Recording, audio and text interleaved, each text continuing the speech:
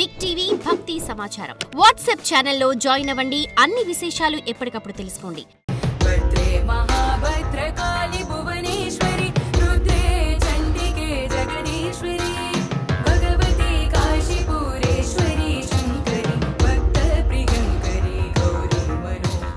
నమస్కారం గురుగారు. సమస్త సన్మంగళాని భవంతు, అష్టైశ్వర్యవతి భవ.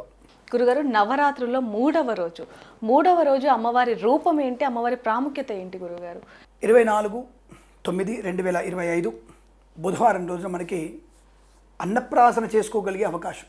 అర్థమేంటుంది మీకు ఇప్పటికే? అవును గురుగారు. అన్నపూర్ణే సదాపూర్ణే శంకర ప్రాణవల్లభే జ్ఞాన వైరాగ్య సిద్ధ్యర్థం భిక్షాందేహి చ పార్వతి. మన నిత్యము నిరంతరము కలియుగంలో ప్రధానమైనది అన్నము.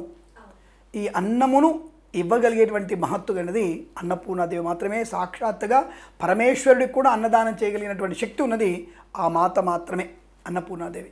అటువంటి ఆరోగ్యవంతమైన సుసంపన్నమైనటువంటి లోకహితానికి పూజించగలిగేటువంటి ఏకైక దేవత అన్నపూర్ణాదేవి.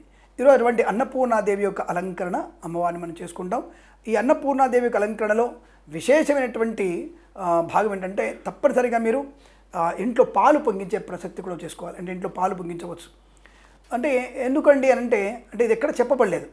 అంటే ఎక్కడైతే మనం గృహప్రవేశం చేసినప్పుడు పాలు పొంగిస్తాం కదా, అలా పాలు పొంగించి అగ్నిదేవుడికి అన్న నైవేద్యం పెట్టాలి. నైవేద్యం పెట్టాలి. ఇది తప్పకుండా మీరు చేయండి. అలాగే మనం రోజు కూడా మీకు తెలుసో తెలీదో అన్నం వండిన తర్వాత తప్పకుండా అన్నాన్ని మనం ఈ అగ్నిదేవుడికి కొద్దిగా అన్నం అక్కడ స్టవ్ దగ్గర పెట్టాలి, అన్న నైవేద్యం. అందుకనే పొంగడం వల్ల పెద్దవాళ్ళు మంచిదే అంటారు తెలుసా. అగ్నిదేవుడికి నివేదన అయిందిలే, పర్లేదులే అంటారు. మన వాళ్ళు చెప్పేది ఏది గుడ్డిగా చెప్పరు. అగ్ని అనేది భగవంతుడు, సాక్షాత్తుగా అగ్నిస్వరూపమైనటువంటి విష్ణుమూర్తి.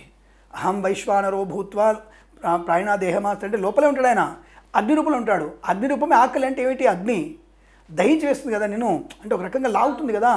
ఆ అగ్నిదేవుడు ఉండడం బట్టి మనకి ఆకలి ఇస్తుంటుంది. కాబట్టి అటువంటి అగ్నిదేవుడికి మనం నివేదన పెట్టడం అనేది విశేషమైనటువంటి ప్రయోజనాన్ని కలిగిస్తుంది. కాబట్టి ఈరోజు తప్పకుండా ఇంట్లో పాలు పొంగించండి. అలాగే తప్పకుండా మీరు ఈ స్టవ్ దగ్గర, అంటే మీరు పొయ్యి దగ్గర స్టవ్ దగ్గర కానీ వీలైతే వాళ్ళ స్టవ్ మీద వండండి. అంటే బొగ్గుల పొయ్యి మీద వండండి, పర్వాలేదు. అక్కడ ఆ బొగ్గుల పొయ్యి దగ్గర కానీ స్టవ్ దగ్గర కానీ ఒక చెరుకుగడ పెట్టండి. అమ్మవారు కూడా చెరుకుగడ ఇష్టం, అన్నపూర్ణాదేవి కూడా చెరుకుగడ అంటే చాలా ఇష్టం. వీలైతే ఈరోజు మీరు చెరుకుగడతో పాలన్నం తయారు చేయండి. మంచి శుభ్రంగా చెరుకుగడ శుభ్రం కడిగి దాంట్లో ఉన్నటువంటి పొడి పడకుండా శుభ్రంగా తుడిచి ఆ పొడితో మీరు బెల్లపన్నము ఆవు పాలతో అన్న పాయసం చేయండి. బెల్లము అలాగే అన్నము బియ్యము ఆవు పాలతో పాయసం చేయండి. ఆ పాయసం కలిపి గంటె కాకుండా చెరుకుగడ ఉపయోగించండి. ఆ పదార్థం అమ్మవారి నివేదన చేస్తే మంచిది. ఎందుకంటే మీరు అడగలేదు కాబట్టి, నివేదన అడుగుతారు కాబట్టి ముందే చెప్తున్న విషయాన్ని. ఇది పాలు పొంగించినటువంటి పాలు అగ్నిదేవుడికి మంచిది. ఇలా మీరు తప్పకుండా ఈ పూజ చేసుకోవడం మంచిది. ఈ అన్నపూర్ణాదేవిని పూజన వల్ల మనకి గర్భస్థమైనటువంటి దోషాలు తొలగిపోతాయి.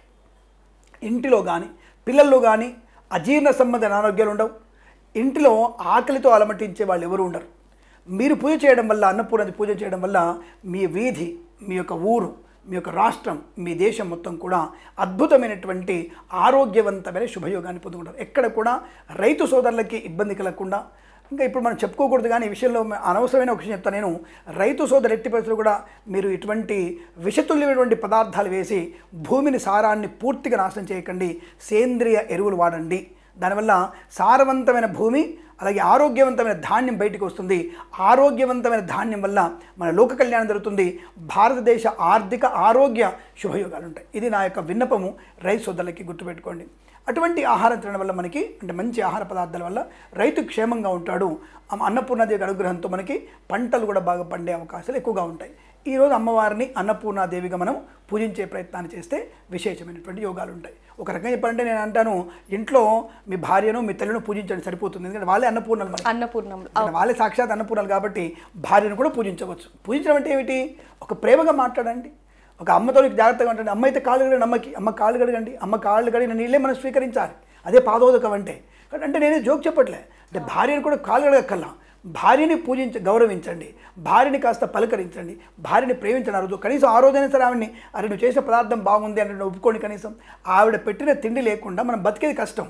కాబట్టి నిరంతరం భార్యని గౌరవించాలి. అలాగే అమ్మని కదా అన్నం పెట్టింది మనకి, అమ్మ కాళ్ళు కడిగి అమ్మ కాళ్ళ నీళ్ళు శిరస్సులో వేసుకొని స్వీకరించాలి కూడా మనం. అవి గుర్తుపెట్టుకోండి. ఏదో జోక్ చెప్తుంది కాదండి, సీరియస్ చెప్తున్న విషయాన్ని గుర్తుపెట్టుకోండి. మరి గురుగారు, అమ్మవారికి ఇష్టమైన వర్ణం ఏంటండి?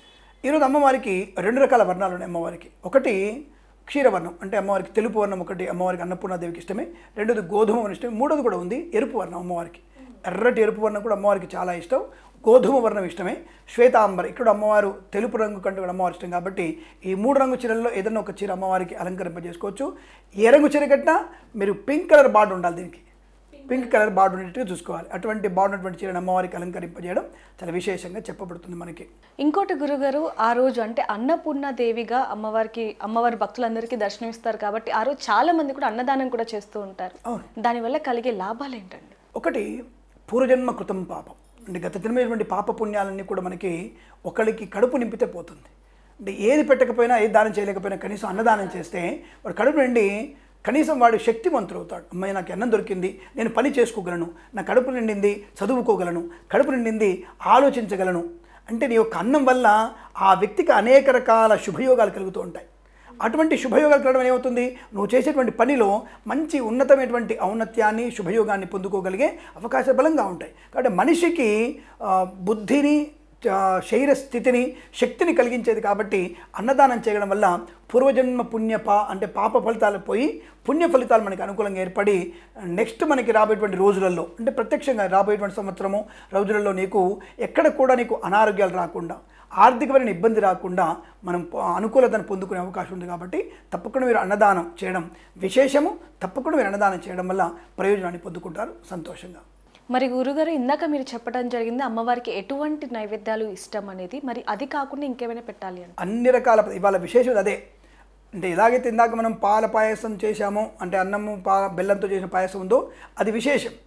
ఇక్కడ మీరు పెట్టాల్సినవి మహానివేదన, అంటే అన్నము సపరేట్, పప్పు సపరేట్. అంటే మనం పెసరపప్పు అన్నంలో వేస్తాం, అంటే కాస్త పెసరపప్పు వేసి అన్నం ఉండాలి, అది మహానైవేద్యం. తప్పకుండా ఇక్కడ కూడా 2 గింజలు పెసరపప్పు అన్నంలో వేసి అది ఉడికించాలి. అది అన్నం, పప్పు, పాయసము, భక్ష్యము, భోజ్యము, లేహ్యము, కూరలు, 9 రకాల కూరలు అమ్మవారికి పెట్టాలి. వాళ్ళు 9 రకాల ఆకుకూరలు కూరగాయలతో కలిపి 9 రకాల పదార్థాలు వేరువేరుగా పెట్టాలి అమ్మవారికి. అలాగే ఆవు నెయ్యి బ్రహ్మాండంగా, తర్వాత పులిహోర, దధ్యోదనం, పంచభక్ష పరమాన్నాలు అమ్మవారికి పెట్టాలి. అంటే ఇవాళ అన్నపూర్ణాదేవికి సమస్తమైనటువంటి నివేదన చేయాల్సిన అవసరం ఉంటుంది. శాకాహారయుక్తమైనటువంటి పదార్థాన్ని కూడా అమ్మవారికి నివేదన చేసి అమ్మవారి అనుగ్రహాన్ని పొందుకోవచ్చును. ఈరోజు మీరు తప్పకుండా అన్నపూర్ణాష్టకం చదువుకుంటే చాలా విశేషము. రెండవది, ఈరోజు శ్రీ సూక్త విధానంగా మీరు పూజ చేయడం చాలా మంచిది. తప్పకుండా అమ్మవారినటువంటి శ్లోకాలతో పూజ చేసే ప్రయత్నం. అలాగే మీరు ఈరోజు చదువుకునే శ్లోకం మాత్రం అన్నపూర్ణాష్టకం చదివితే విశేషమైన ప్రయోజనాన్ని పొందుకుంటారనే విషయాన్ని గుర్తించండి. శుభమస్తు. ధన్యవాదాలు. సర్వే జనా సుఖినో భవంతు.